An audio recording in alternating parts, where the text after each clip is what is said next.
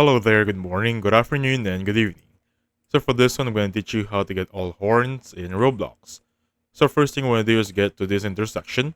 So that's going to be Foxtown, right? The starting point, that one right there. So get your car or you can just walk down, it's just that far. So get down on the hill, first intersection. Just go all the way down, past the first intersection, alright? Just go straight past the intersection. And in here, go to a right side. Again, guys, that would be past the intersection.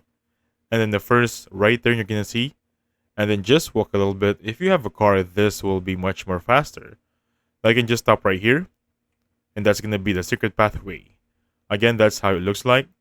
Foxtown's gonna be right there, and now in here you can just go all the way inside, and this is actually a very secret hidden shop.